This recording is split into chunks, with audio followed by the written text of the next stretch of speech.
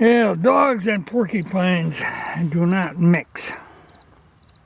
You know, I've had problems with dogs tangled with porcupines before.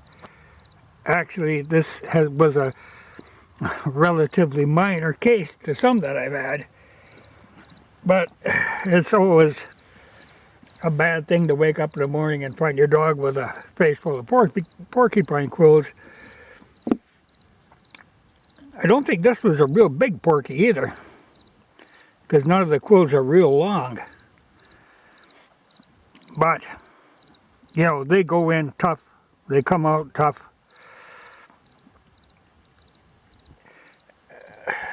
You know, he got it. This was Jake last night, tangled with one in the middle of the night sometime, because this morning then when I called him, hey, he come limping. Yeah, and a face full of porcupine quills, but he had got one of his paws, and it got a lot of quills up in the joint, and that's a pretty sensitive area, and since you're dealing with tendons and muscles, they really poke in there. So he had a bunch of them there, and those he did not appreciate coming out. But then he also had the side of his face, and then, of course, some in the mouth. You know, so it's always a wrestling match to pin the dog down and get him out of there. But he's resting. He's resting now. But I'm going to have to look him over again and make sure I didn't miss any. But it's just a fight getting him out of there. But you can't leave them in. You know, they got to come out, and the sooner the better, or they'll start getting... start swelling up, and you know, and the problem is they keep driving themselves in further. Or like the ones in his leg, there was some of them where he had chewed them off, you know. Well, then you run out of you could miss one that way when they're chewed off.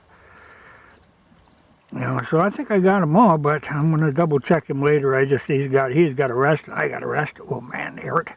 Quills are kind of a funny deal there. What they really are is the barb part, it's like a series of overlapping scales. So when they drive in, they go in very smoothly, but then when you try to come backwards, they don't want to come out of there.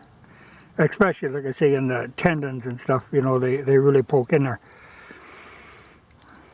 But that was a nice collection.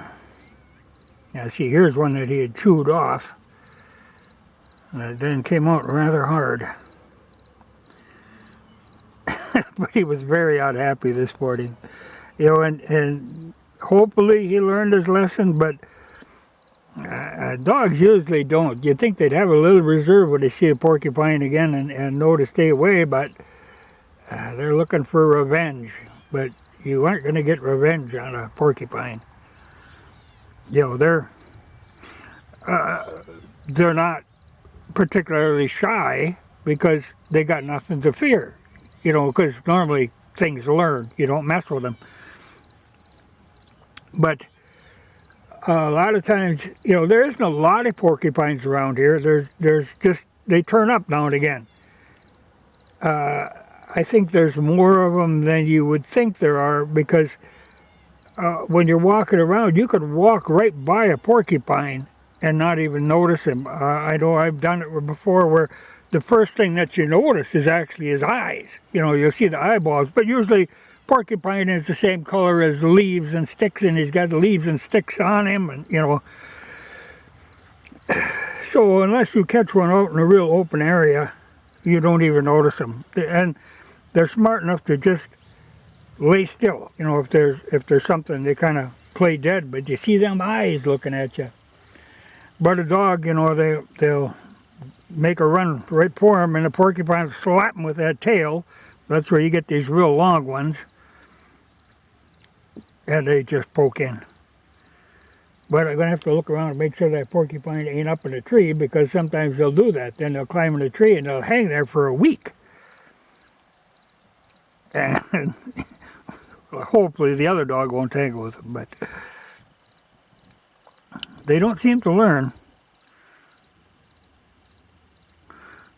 Well, I don't know. This one's had a few in before, but he's never this many. But I've had other dogs that really got a bad, where they'll bite the porcupine. Well, oh, you don't bite porcupines. So this wasn't too bad. Like I said, the ones that really hurt him, were the ones that were in his leg. Because they pulled tough. But he had a few in the mouth, and then it's always a problem holding his mouth open and getting in there with the tool. I usually get bit a few times, and I can't blame him. Well, hopefully that porcupine left, but now I got to make sure and throw these in the stove, because these things, if they go on the ground, they'll drive right through a shoe even. They're a nuisance, but porcupines are normally pretty harmless. Like I said, they've got no real enemies, and they just kind of bumble around. But this one happened to bumble through the yard, and the dog wasn't going to put up with that.